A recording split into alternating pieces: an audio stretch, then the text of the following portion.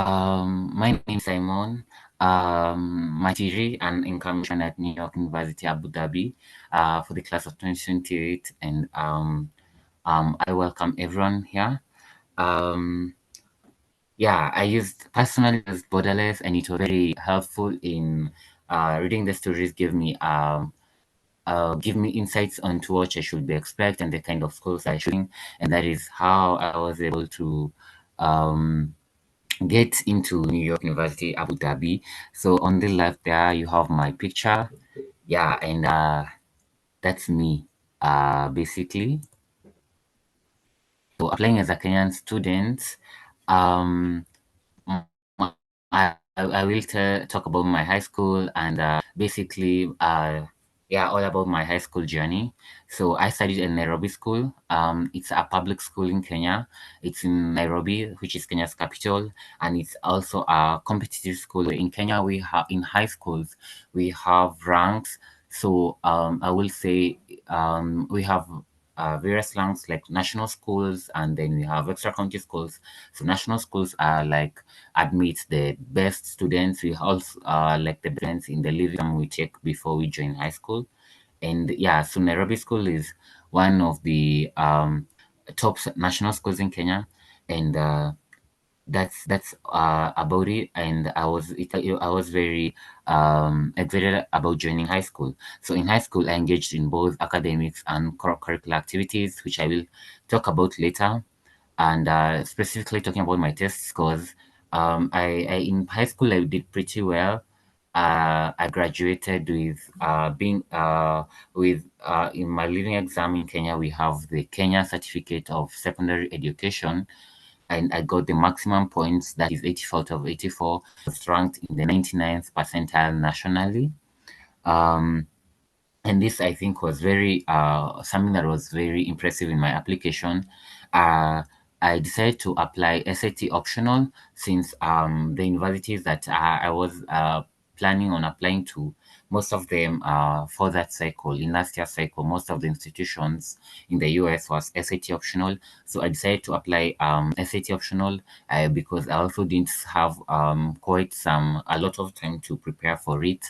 I decided to go with SAT optional. I studied in Kenya the whole curriculum from when I started schooling. I've been studying in English, and all exams are examined in English, um, except one, that is Swahili, so which is like a second language to us.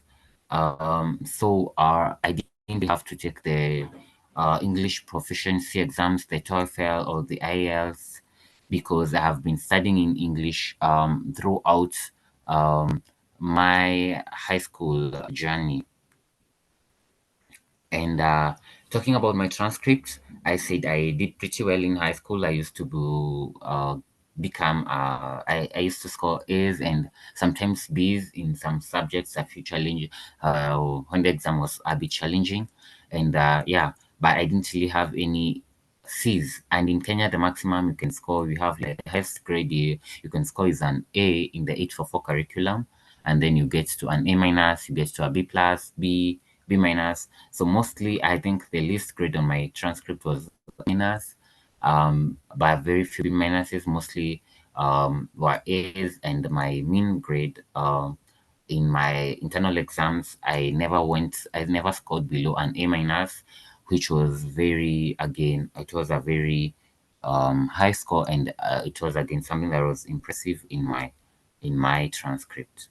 For my college search, so let me say my journey started in high school. I remember during the COVID-19 period. During that time, I really used that time to like grow myself and develop myself, and that is when I learned about studying abroad. Um, but during that time, I think I started researching more about. I knew that it's possible to study abroad, but I had only heard of, I think, Harvard. That's the only school I knew about. And then maybe Oxford. So I didn't really understand, and I started researching. During that time, I think I got an email. I think it was from a UK university, Sheffield Hallam, if I'm not wrong. So actually asking me to just consider and telling me about the institution. So that's when I said there's research, and I remember they had an open day which I did attend, and I was trying to talk to current students, asking them, "Do you know any Kenyan who studies there?" And some of them said, "Yes, we have heard of some. We know of a few Kenyans who actually study here." But I didn't understand that because Sheffield Hallam doesn't offer full financial aid for undergraduate studies. So um, that was the kind of bit I missed out on. I really didn't get to know about US universities, because we all know that US universities actually have offer the best financial aid because they have the endowments, and they have everything. So let me fast forward to, so after school, post high school, I was accepted into a community based education or a college access program by because I graduated in the 99th percentile. That's how I was accepted into the college access program I was part of. And from there, that is when I actually learned about, I met students currently who've just been admitted, or current students who had attended universities such as Harvard, Stanford, NYU, Columbia, and US universities in general, and also the universities that offer full financial aid. And that is when I now understood, I got more light about the process. And then I remember during this time, during my first few weeks, I met a student who had just been admitted to NYU Abu Dhabi Class of 2027, and he was just telling me about his journey. And right away, I knew, I from how he described it, I knew that this was my institution. This was my dream school. Yeah, this is my dream school. Um, and so um, that's when I started researching about NYU Abu Dhabi. But before, I also had some couple of schools in mind, and the schools that I really wanted to apply, as you can see in the slide, were Stanford, apart from NYU Abu Dhabi, Stanford, Harvard, and Columbia. Because again, I think it's where you hear from someone studying there. I knew someone studying in Columbia, and he was telling me also about his experience, and I was like, wow, this is great, and I think this is a school that I would want to apply in the early action stroke in the early decision round. But in the end, after thinking through, after doing my research, after reading so many amazing stories on Borderless about NYU Abu Dhabi, I was new, and I knew that this is the school that this is my dream school. This is the school I want to commit to. I want to apply there, and I want to risk it and apply in early decision. I want to make a binding agreement that if I get accepted to NYU Abu Dhabi, I will actually be attending. And I remember also in my college search, actually, the story of Veronica Lee. Um, I remember that I think was like the first story that was published on Borderless, and I just knew. I think there were so many things that were just motivating me to actually apply to NYU Abu Dhabi. I felt that it was a fit for me. So come to how I chose NYU Abu Dhabi. So NYU Abu Dhabi, I chose it based because of the first most important factor that for me was financial aid, because getting a degree, studying abroad is very, very expensive, and I knew I couldn't afford it. I couldn't afford like to raise almost 90,000 US dollars a year. My family just didn't have the money, doesn't have that much money. So I knew I needed a university that will give me a very good aid, and I was looking for a university that will particularly give me a full ride scholarship, and that was a very important factor. And we all know that NYU Abu Dhabi is famous for offering good financial aid. Again, it's the university without walls. The concept being that they have so many programs that For example, they have a program known as the J terms, which is an opportunity that you get to study during a spring semester, to study across so many campuses. They have so many. NYU has like 13 campuses around the world, in Washington, D.C., in Accra, Ghana, in also some parts of USA, and in France as well. So many campuses around the world, and you can literally have a study abroad. You can study. You have two opportunities to study away at one of their campuses, across the 13 campuses. You choose which one you want to study, and that for me was something new. It was something I really wanted to do. Again, also you also have the opportunity to travel for your JCAMs, and which is basically you get like 3 weeks to study, probably depending on the major that you're choosing. For example, if you're choosing philosophy and African, or probably African politics, you can choose to study. You can have a JTAM at Accra, Ghana, or you can also have a study abroad like at Accra, Ghana, because it aligns with your major. And that was really, really important for me, and it was something that no university offered. No other university has the amount of travel opportunities that NYU in general and NYU Abu Dhabi has, and that was something that drew me towards NYU Abu Dhabi. Also, the fact that NYU Abu Dhabi is a small, takes really quite a small number of students. That was something that was important for me. I didn't want to go to a school that really has so many students. Like I, it was something I really, again, it was based on my personal experience and my preferences. Um, it was something that it was a school that I wanted a school for me, a small school.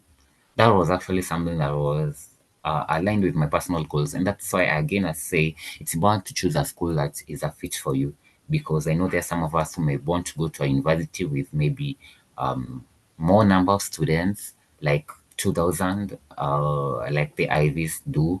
They pick like around 2,000 freshmen. But for me, I wanted like as a university, I would prefer a university that really offered small, it was a small community, because of how I can get to know people. And also when it's a small community, I feel that I will receive more personalized support. I will encounter, it will be, I can be able to interact with professors more than I would in a class of, in a large, or in a extremely large class. So I really wanted a university that would was had just a small community. And again, another reason, the fourth reason, is that it's an extremely diverse community. NYU Abu Dhabi picks students from more than 120 nationalities. So in the school, you can see that you have students from all over the world, and that was something that is really unique, because most other schools will really have a small percentage of international students. I will say like other schools in the States will have a small percentage of international students, because the larger, like 60% probably, is comprised of domestic students. But NYU Abu Dhabi, having this extreme diversity, was really again something that drew me towards the school. Yeah.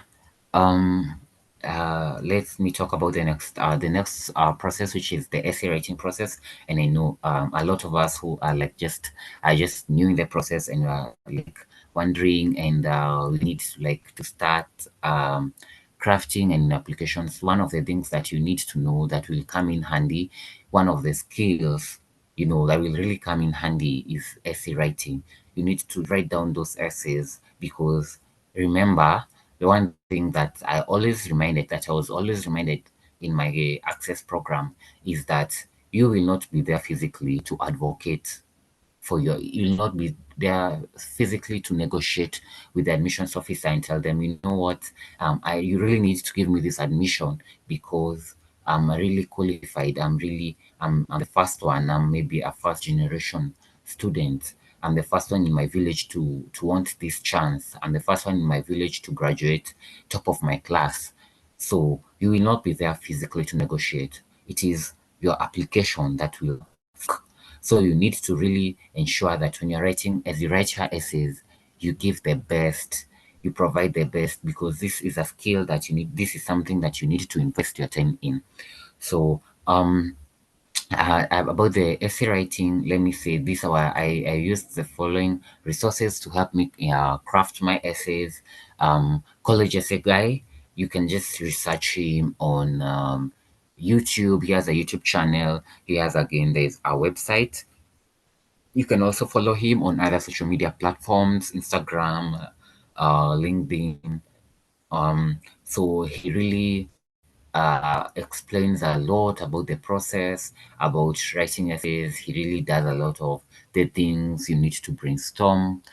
For example, he has this activity where he just tells you to really brainstorm um, about your activities, to brainstorm about things that are actually important to you. I can see that Veronica has posted in on the chat. Thank you so much. So you can check out that. Um, yeah, so he really explains a lot to just help you um, get familiarized with how to write essays. So that was an important part of I used. That was an important resource for me. Again, the second one is I used random YouTube videos from students who are currently enrolled. So you can go to YouTube and check videos from personal statements about students, how I got into Harvard, maybe writing my personal statement, or be it the supplemental essays, because there's a personal statement and there's a supplemental essays that you need to write. You can really research and do that. Um, about watch random YouTube videos. But again, I always put a thin line that don't do so much research and forget um, that everyone has their own story. So don't, of course, rely so much on YouTube videos and maybe essays from other students and think you can write the same way. Just try to be unique. Just try to gain the skills, listen to them, and just how they were able to generate the ideas, how they were able to write, what makes them unique. But again, don't steal so much of their ideas, because authenticity is a really integral component that will come in handy. The third resource is the 50 Success Ivy League application essays. It's actually a PDF that you can download on Google. 50 successful Ivy League application essays. I think I'll have a slide later on that has the a picture of how it just looks like, so you can again have that to just read the essays and try to familiarize yourself with what you should at least expect, or what is the example of a good essay. And then and then you try to write down your and then you write down your own story, you write your own story. Coming to my personal statement, what I really wrote about, and how I generated and how I thought about my personal statement. So in my personal statement, I really went to the prompt, share an essay, the seventh prompt last year, which was like, share something that is not elsewhere in your application that you feel will make your application incomplete. Yeah, that was the prompt I went with.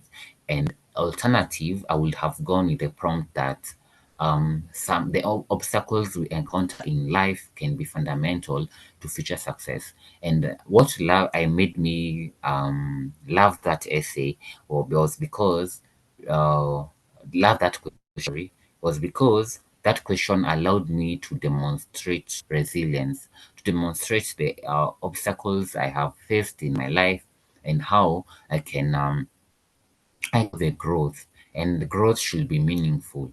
Show how you overcame your challenge. One thing that you always are told about, you'll always hear, is that don't emphasize on the challenge itself, no matter how great the challenge was. In your essay, you should show 25% probably should be about the challenge, and then 75% should be always about how you overcame this challenge, because that will show resilience. The second thing is how you grew uh, from this challenge. What were the lessons that you picked? Show that you learned a lesson. It helped you to learn a lesson. It helped you develop and grow and develop your character.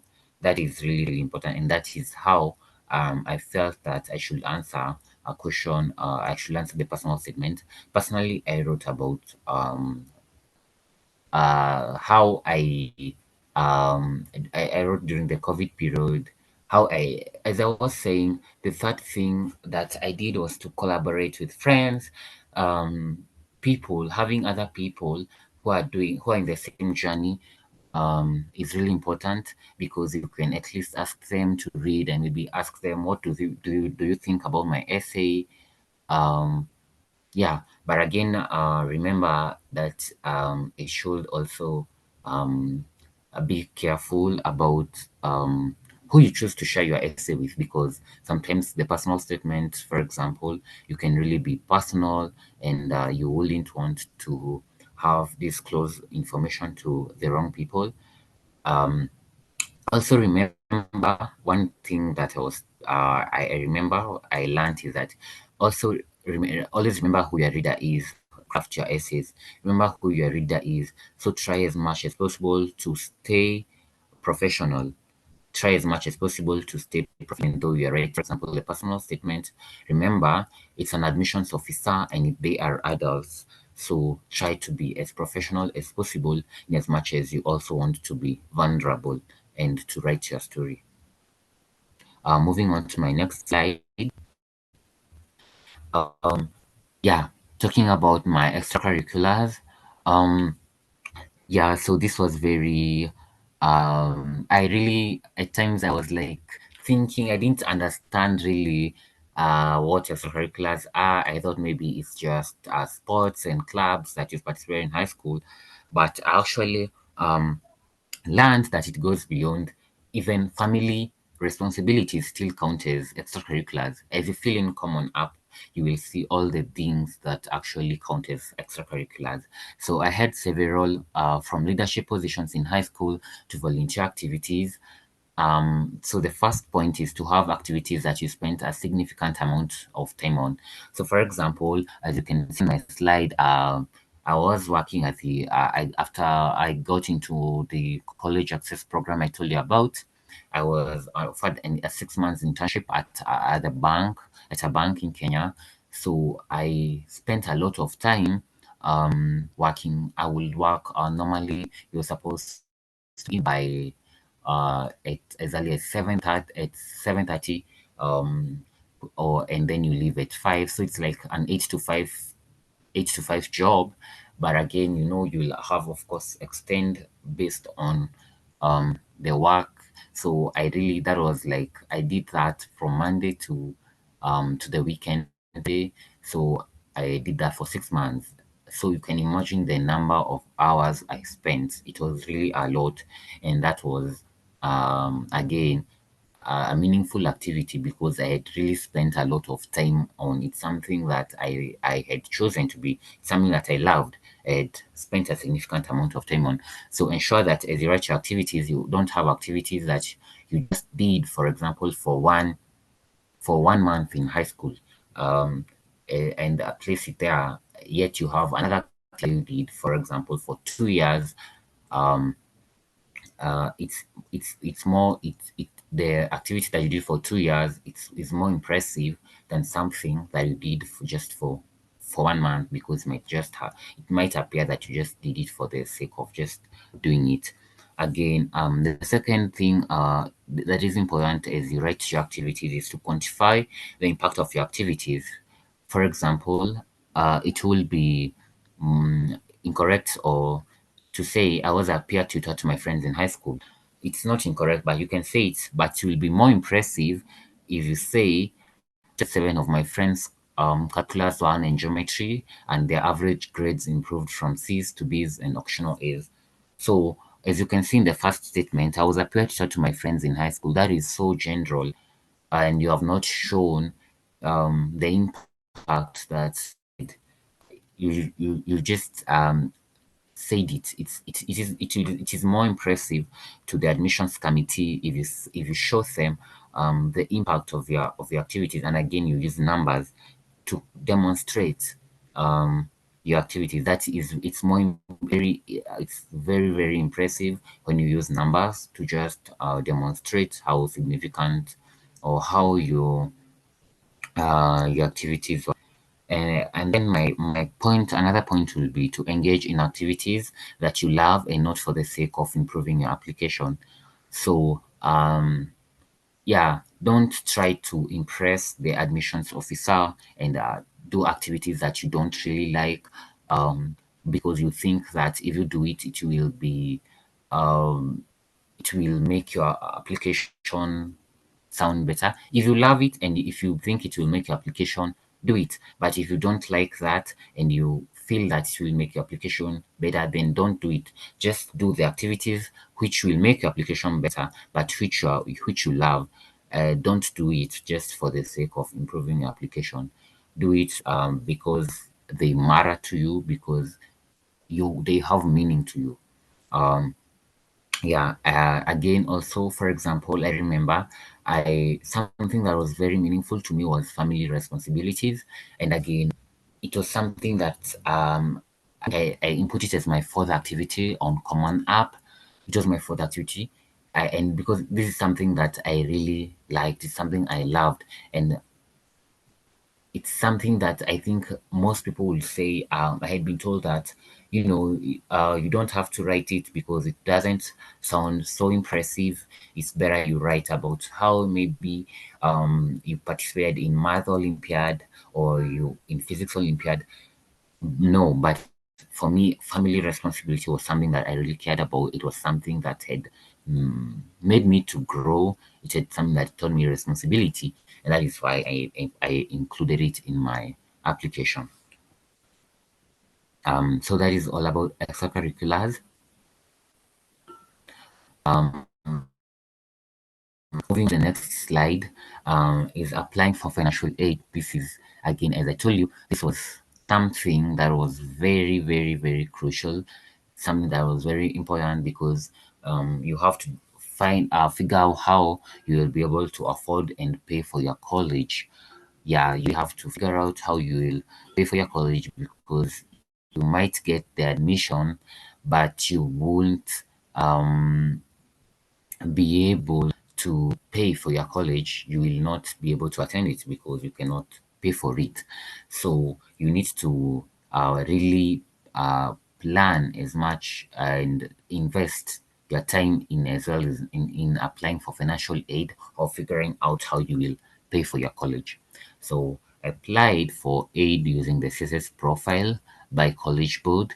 I know this is something you can just type in, or you can just type on Google College Board CSS profile, and it will show you. So you'll have to create first an account on College Board, and then some schools will require you to submit the CSS profile. Um, I was applying as an international student, remember? So I there's also the option of submitting another form known as the International Financial Application for Students, the ISFA, uh, which is free. You can also apply using that. Some schools like Princeton have a different websites or where you apply for financial aid. Again, Harvard as well. They have that specific website that they will require you to apply for financial aid. But basically, from NYU, you use the SSS profile, which is I use.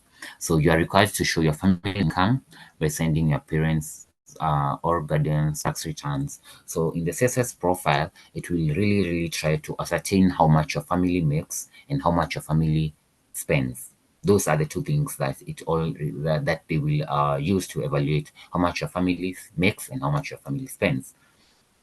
So for example, you might have one person who is earning, for example, maybe your family makes 100,000 US dollars a year, but you're spending 90,000 US dollars a year. So you see, you're only left like $10,000 a year probably that is what your parents might able to contribute towards their education.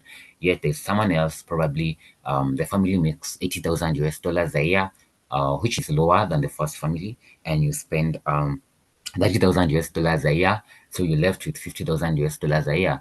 So comparatively, if you compare these two families, the one that makes less, again, remember they're spending also, they're making less but spending less. So they have more money that they might be able to put towards their college. So the success profile, the school will use that to really evaluate and to really place you and to see the amount of aid that you make based on the documents that you submit. So personally, for me, I was fortunate enough to receive a full ride scholarship amounting to approximately 83,000 US dollars annually. The school covered my total cost of attendance. Yeah, I received a full financial aid based on the how my school evaluated how I really based on how the money that my parents make and what we spend, the school saw it fit to give me full financial aid. Remember, you should also note, you must not, this is something that is, you must take note, you must not misrepresent circumstances, because, you might things could go wrong. For example, what you fill in your CSS profile and what the documents show, they are showing your parents make a different amount of money from what you're filling in your CSS profile, and you could get into trouble with the school. And again, remember, if you also misrepresent, the school can also take action against you even when you get to college, because they find out that you actually lied. So ensure that you are actually very truthful and you observe integrity as you apply for financial aid. Um, yeah, and then something worth noting is that in most American universities, you are required to apply for financial aid every subsequent year. So, yeah, yes, I can see a chat by Veronica. Yeah, you should be very careful with all financial documents. Remember, you have, for example, it's not by default. Next year the school will give you the same amount of financial aid, because I think the reason the schools ask you to apply for aid every year, one of the reasons they do that is because there could be a change in your family's income. For example, probably someone who was receiving some $20,000, uh, yet something happened. There was a change in their family circumstance that maybe really significantly affected the amount of money that your family contribute towards your university education. So probably that's the school needs to award you more aid.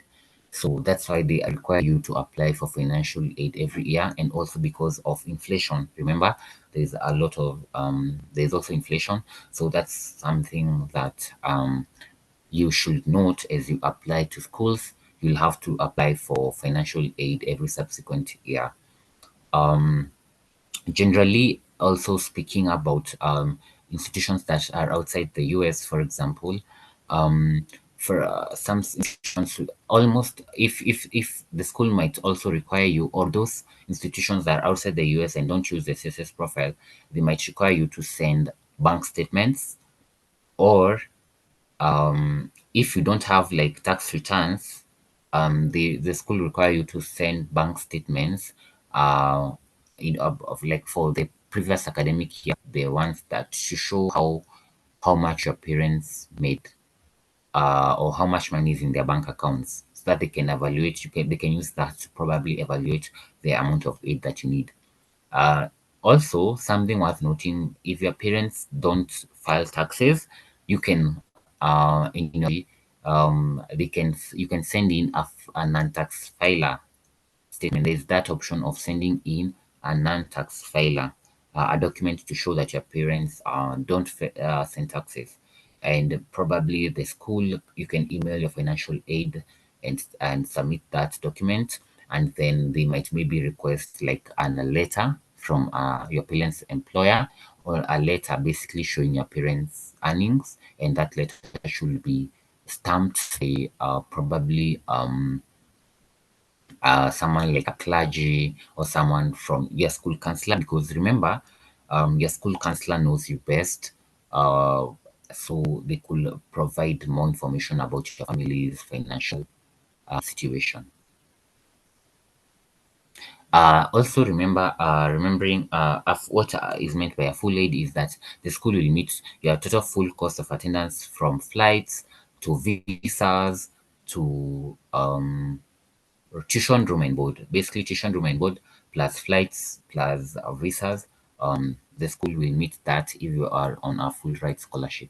Sources that I use in the application process. Sorry, I've not talked about recommendation letters. I will briefly talk about them as we wait for my screen to load. Um, Plenty of recommendation letters. I didn't prepare a slide on that, but about recommendation letters, basically, ask you'll be required to submit recommendation letters from your high school teachers and from your school counselor. So your school counselor is someone, literally the person who knows you best in your school.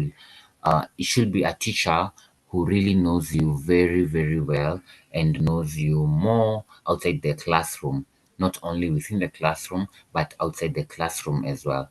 So I used a math recommendation letter, a teacher who taught me maths, and I used a teacher who taught me English because I was applying with a math major. Remember, also as you write your letters, it's recommendation letters should be um, showing they should be in line with your major. For example, if you want to study something like philosophy, if you're applying with philosophy, it will not really be wise to apply with a recommendation letter, a physics recommendation letter, when a history recommendation letter, maybe you took a course in history in high school, would be better than applying with a recommendation letter in physics, because literally they don't align, and vice versa. It wouldn't be wise to apply with an history recommendation letter, yet your major is nuclear engineering. It's better to use like a physics recommendation letter or a chemistry. Yeah, so they should be in line with your major. So let me talk about helpful resources in the application process that will especially be useful if you are planning to study for the SAT. Remember, this year most schools have become SAT mandatory. Like there's this post that was there on the Borderless community that this year ensure that you're studying for the SAT, and I would really like to echo that. Ensure this year that you are really studying for the SAT, because remember, schools are becoming SAT. Most schools have now started for this cycle. They will require you to submit your scores. The likes of Harvard, the likes of Yale, the likes of Dartmouth and Brown, which were previously test optional in the last cycle, and now this year they are SAT mandatory. Also, Caltech, very many. So ensure that you're studying it. And some of the useful resources that you can use is Khan Academy.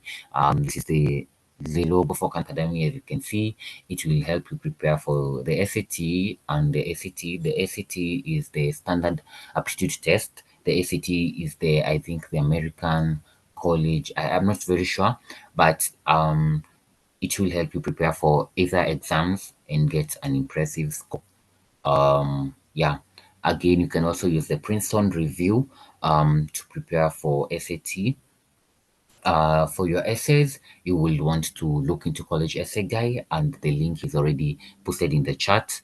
Again, this is the logo about 50 successful Harvard application essays. There's also the 50 successful Ivy League application essays that you can just read that to get to see what is a good example of an essay that can work. The other resource that you use is YouTube. YouTube really works. You can basically watch YouTube videos about any part of the application process, be it recommendation letters, personal statements, supplemental essays, um, and yeah, there's other resource that I can't I really have to emphasize is LinkedIn. So I remember I created a LinkedIn account last year, and I was just going and connecting with scholars, like reaching out to especially scholars, Kenyan scholars who are currently maybe at the Ivies or at NYU Abu Dhabi or at other global universities, and just connecting with them, seeing the amazing things that they do on campus, the internships that they have, and that's really like will really inspire, and that will really inspire you to yeah abroad. You see people doing internships at Microsoft, at Google, um, internships at so many different places. People will post about, probably if it's now Abu Dhabi, they had a JTAM in Jordan, or a JTAM in Kazakhstan, a JTAM in Los Angeles, and it's really it's really like really inspiring. um yeah, it really inspires you to keep on working on your application and to give it your best. Again, if you're able to attend information sessions, for example, in my country, I know a few universities like Harvard always really at least ensure that they come every year and have information sessions, or they have a workshop which is open to so many people. It doesn't limit people. I know it's for the Education USA scholars, which is again a college access program. But again, they always don't limit anyone if you are interested in joining. So if you're able to join to attend such information sessions, they will really be resourceful. Again, Quora and Reddit will really come in handy, because on Quora and Reddit you can maybe read people's experiences at the specific universities, and that will just give you an idea. And of course, you know, top of the list, I can't just emphasize Borderless. Borderless is such, there's so many amazing stories. I remember I've read last year, like the stories I was reading last year. I remember I read Veronica Lee's story. I also read a story from a Rwandan student who got into jeans. I read stories by students who got into Northwestern. I read stories by students who got into University of Pennsylvania. And just reading about their journey, it really encourages. So of course, we are here. Borderless will really come in handy, because especially it tells you about the experience, which is might you might not find, which you will of course not find that on the website of the school.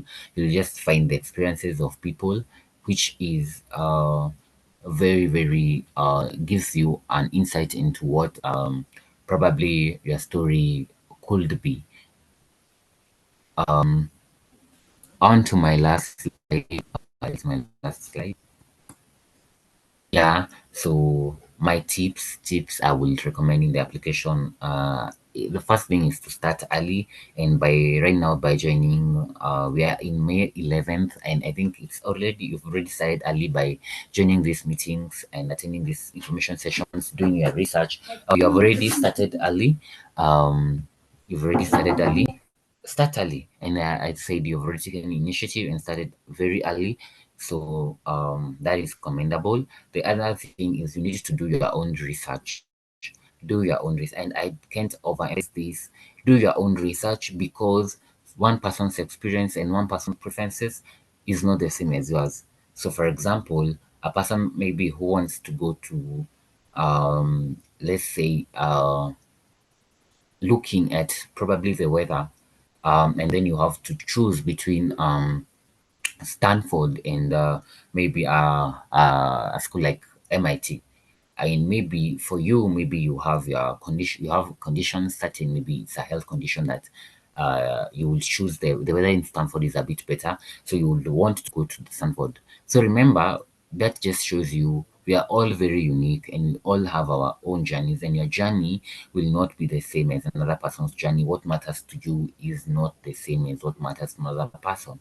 For example, I really chose NYU Abu Dhabi because I will really want to experience this concept of being the university without walls. Maybe that might not be important for someone else because maybe you don't like to travel.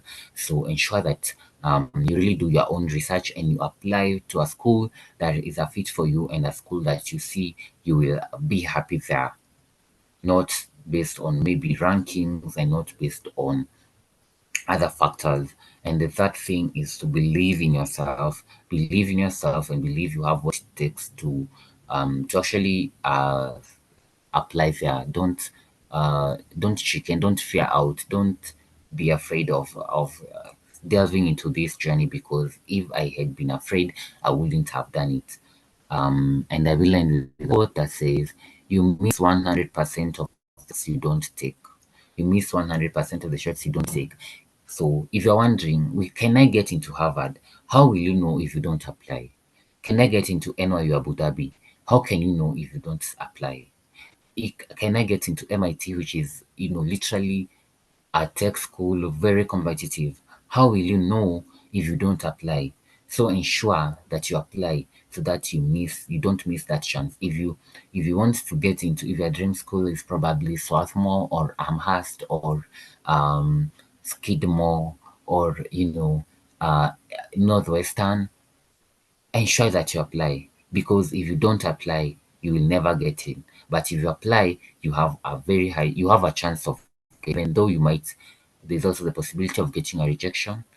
There's also the possibility, there's the 50% chance that you will get in and a 50% chance you won't get in. But if you don't apply, there's a 0% chance you will get in. I thank you everyone, and I hope you've enjoyed the session. Hi everyone. Simon, that was so insightful. It was wonderful how you took us through step by step through all like the whole process of applying.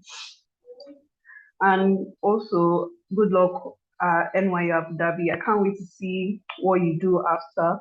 Your journey has been so loaded. So everyone will be going now.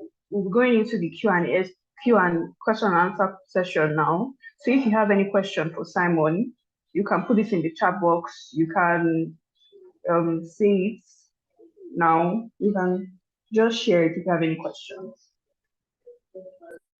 Hi everyone, I have a question. Does NUID require to apply for financial aid every subsequent year? Yeah, okay, yes, I just like any other American university, NYU Abu Dhabi requires you to apply for financial aid every subsequent year. And another one. I already graduated from school, and at my school time, I never participated in any Olympiad. So have I any chances to get into top college? Yes, remember I've said the activities are really diverse, and it's not a must that you might have participated in Math Olympiad or any other um it's not a must that you might have participated in Math Olympiad for you to get into a top university. What the schools want to make sure is that you really made use of the resources within your reach. You might not have participated in Math Olympiad, but you might have an activity, for example, an activity like family responsibility, but because through that family responsibility, it really made you to grow, and through it you can show how you've really grown and the lessons that you've learned from that. So it will be impressive instead of maybe having a math Olympiad which you only did for maybe for one term or semester, and it doesn't really show it doesn't show that it's something that you've really invested your time in. So there's so many activities, again, remember, like family responsibilities, sports, activities that you did maybe at church, volunteer activities also, church or mosque activity that you did at your church or mosque, or yeah, and yeah, there's just a variety of activities. Okay, it's clear. Thank you. And the last one. How can I prove that I really did something? For example, my extracurricular activities. How can I prove? Okay, so most schools will take your word for it.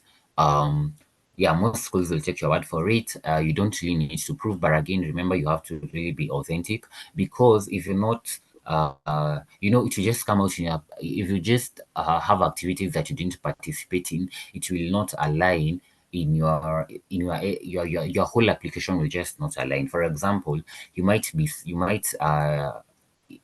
lie that you maybe did participate in Math Olympiad, yet somewhere in a personal statement you mentioned that you never participated in Math Olympiad. So it's just ensure that you are really you observe integrity. Don't write about activities that you didn't participate in, but no one will ask for proof of that. Only some few schools like Minerva University that they require you to actually validate your activities. Thank you. I'm bouncing off what Simon said. As he said, most schools won't ask you for any sort of proof, but in your essays, there will be a chance for you to talk about some of your extracurricular activities. So if you keep on repeating the same activity for each and every essay about your extracurriculars, you can look off that. And for example, there are some activities like if you participated in research, then you can submit like a research portfolio, for example. I think Dilly Beck has a question. So over to you. Yeah. Hello, everyone. First of all, thank you, Simon, for invaluable information about the application process. So I had a question about the essays. So you mentioned about 50 Ivy League successful essays, but I think that it's a bit controversial topic because some people suggest to read this book, but some people they don't. They say maybe it's limits your creativity. So what do you think about that? As I explained again, I also say that it's also important. You can read to have an idea, but again, it depends with your personality and what you want as an individual. But you can just read to have an idea of a good example of an essay. But again, remember, I always said you should be original with your story and just try to write your story, because again, we're all very different. So just try to write your story. If you feel like it will limit your creativity, you can try not to. You can maybe have other ways of generating ideas, but like brainstorming. But if you feel that you maybe don't really have an idea at all, you can read an example and then you can see from that what is required. Thank you.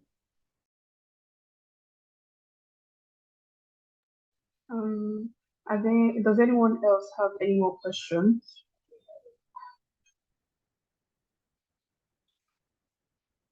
Okay, well, Simon, I have a question for you.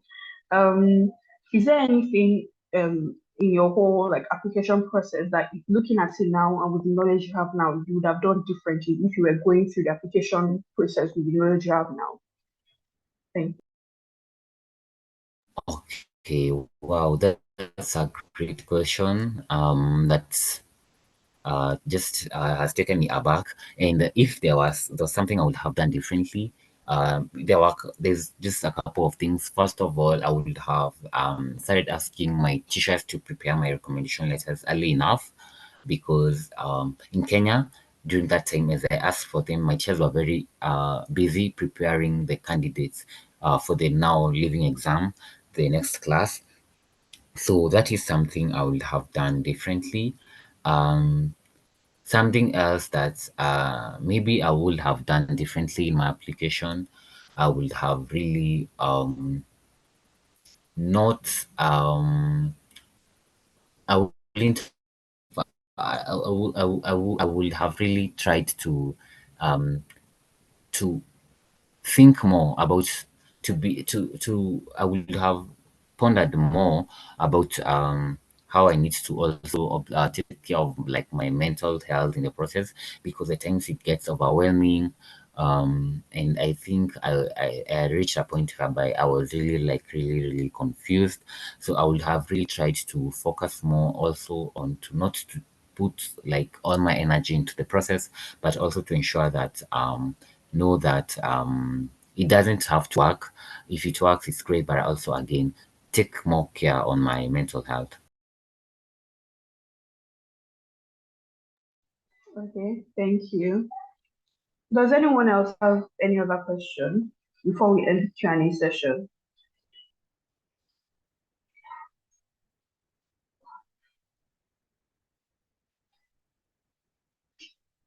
So I'm guessing no one else has, but